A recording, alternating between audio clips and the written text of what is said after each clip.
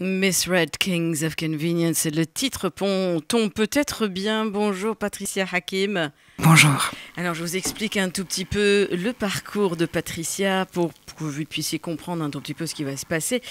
Patricia Hakim était à ma place il y a quelques années de ça, donc elle était animatrice de radio.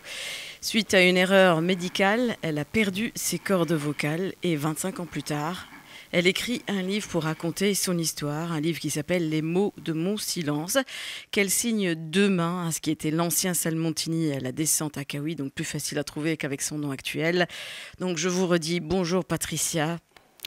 Bonjour. Je sais que vous ne pouvez pas parler longtemps. Vous devez faire quelques phrases courtes, donc je vais venir à la rescousse chaque fois que ce sera nécessaire. C'est quand même une histoire poignante qui vous est arrivée. On vous prive d'un métier qu'on ne peut faire que si on l'adore. Je suis bien placée pour le savoir. Donc quelque part, on vous prive d'une bonne partie de votre vie. Comment ça s'est passé cette histoire? Vous étiez rentrée pour vous faire opérer de la thyroïde et vous vous retrouvez avec les cordes vocales sectionnées. Au fait, c'était pas aussi simple que ça. J'ai fait une thyroïdectomie et c'était bien plus tard qu'on me raconte que ce n'est pas une parésie, une paralysie, que les deux récurrents ont été coupés.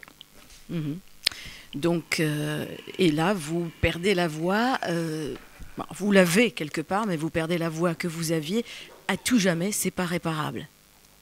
Non. Non, écoutez, avec le temps, j'ai pu développer un certain mécanisme pour que je puisse parler. En d'autres temps, j'aurais dû être complètement aphone. Et c'est quoi ce mécanisme? Vous avez dû le travailler toute seule? Vous êtes allée en réhabilitation? Comment ça s'est passé? J'ai fait beaucoup de choses, il faut lire le livre pour ça. Au fait, oui, j'ai fait l'orthophonie, j'ai fait une réhabilitation et beaucoup de positivisme, beaucoup de cette rage de vivre, de ne pas accepter ce qui s'est passé. Oui, forcément, pour que vous soyez là à en parler aujourd'hui, il y a une rage de vivre, il y a un positivisme. Alors, quelque part, quand on perd la voix, on ne perd pas l'écriture. Et l'écriture, c'est un beau refuge. Vous sortez ce livre qui s'appelle « Les mots de mon silence ». Votre éditrice est à côté. On ne va pas l'interviewer au cas où elle a besoin de vous récupérer. C'est aux éditions Noir, Blanc, etc. Oui. Donc, vous avez quand même mis 25 ans à prendre la décision. J'ai commencé il y a longtemps. Mais il fallait que j'atteigne une certaine maturité parce que, disons que c'était encore très frais, ça faisait très mal. Là, avec les années, j'ai atteint ce que j'ai voulu atteindre.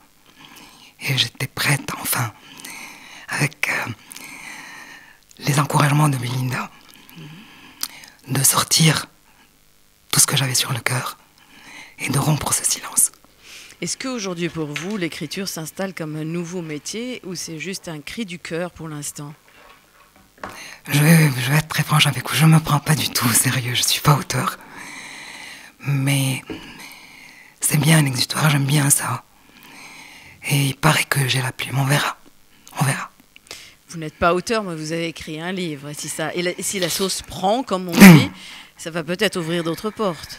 Probablement, oui, pourquoi pas. Est-ce que ça vous plaît autant que le métier d'animateur?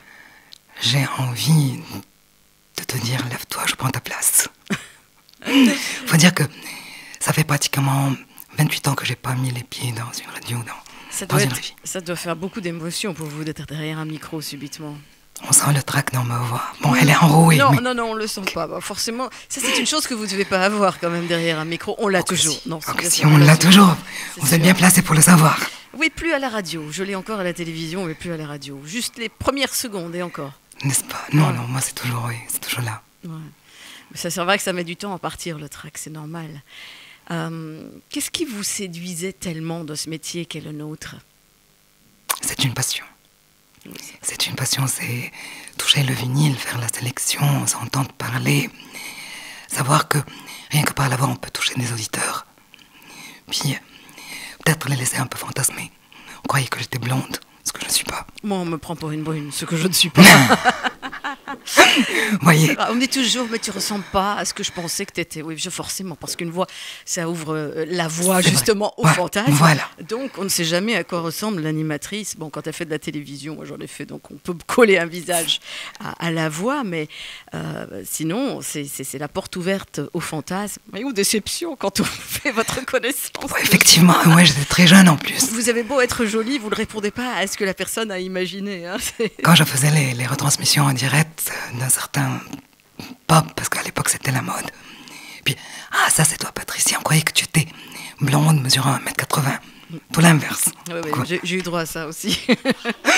Bon, Patricia, aujourd'hui, l'écriture, vous dites, c'est quoi? C'est une envie qui s'est révélée. C'est pas à l'exutoire donc que vous cherchez tout à fait. Non, écoutez, au début, c'était parce que j'ai pratiquement passé 6 mois, sinon plus, à ne pas pouvoir du tout m'exprimer qu'en écrivant. J'écrivais sur un petit calepin. Ça, c'était tout de suite après l'opération. Laquelle? Parce qu'il y en a plein. Celle qui vous a privé de vos cordes vocales. Je vais dire oui et non. Non, parce que je ne savais pas que je n'avais plus de cordes vocales. Au début, non? Oui, pas du tout.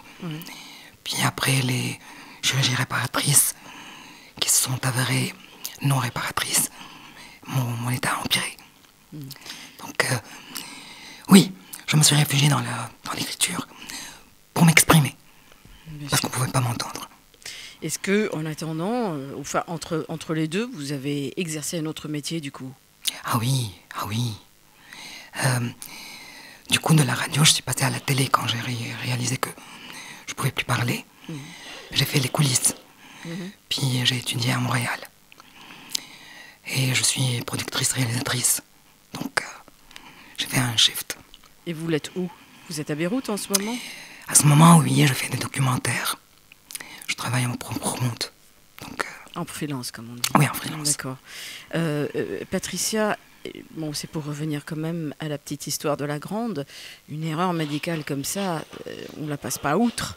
Vous n'avez rien fait, vous avez poursuivi le médecin. Qu'est-ce qui s'est passé? Parce que ça, c'est quand même gravissime. Ça ne peut pas rester sous silence. Oui. Une erreur médicale qui vous prive de vos cordes vocales alors que c'est votre métier, mais même si ce n'était pas votre métier. Vous avez parfaitement raison, peut-être maintenant, avec l'ouverture, les réseaux sociaux et tout. Il faut dire qu'à l'époque, il y avait la guerre. Puis, ce n'était pas ma première priorité. Sans compter que... Oh, mais ce geste ne doit pas rester impuni quand même. Est-ce que ça me rendrait ma voix? Non, absolument pas. Mais voilà. ça porterait les médecins à être plus vigilants. Je vais me faire trucider par les médecins à l'écoute. Mais il faut qu'ils soient vigilants quand même. Hein. Il y a des erreurs qui coûtent une vie. Oui, mais l'erreur est humaine. Les médecins sont... Oui, je ne les justifie pas. Ça m'a fait beaucoup mal. Mais j'ai appris. Et surtout, j'ai appris à pardonner. Donc, à quoi ça va servir? Ouais, c'est une grande vertu, le pardon, que les gens n'ont pas facilement.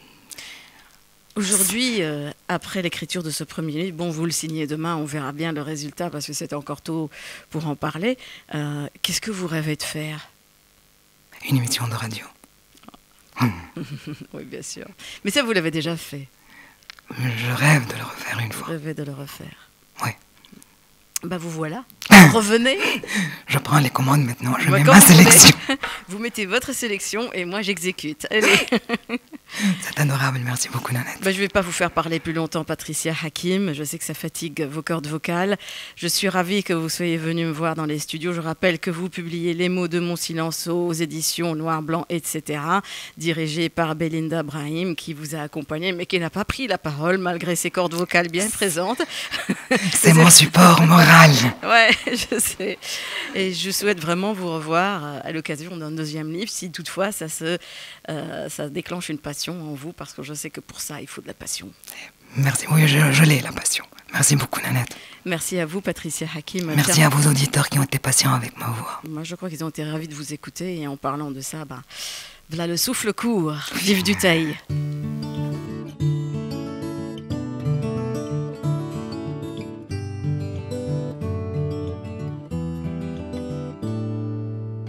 Tu es né le souffle trop court, tu aspires au bonheur parfait. Mais pour toi le vent tourne court, ton avis est toujours à quai.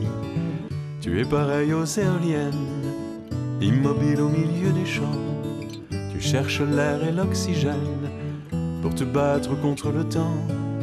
Le vent pourtant, c'est ta musique, tes soupirs et tes envolées, le point d'orgue mélancolique au silence de tes pensées. Parfois tu largues les amarres et tu respires en ouvrant les bras pour chasser les nuages noirs, et tu rêves comme autrefois. À la brise sur ton visage et aux vagues sur l'océan, oublie le mal, ouvre ta cage vers la lumière obstinément.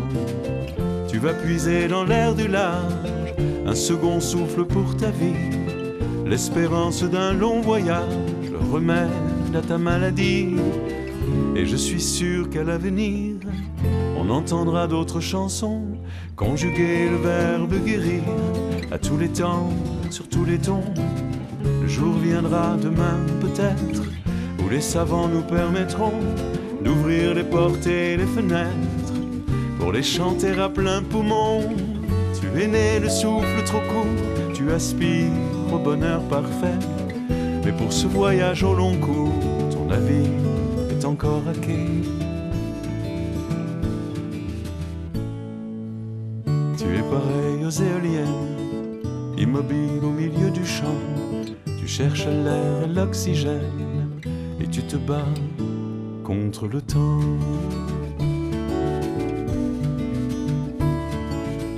Tu cherches l'air et l'oxygène et tu te bats contre le temps.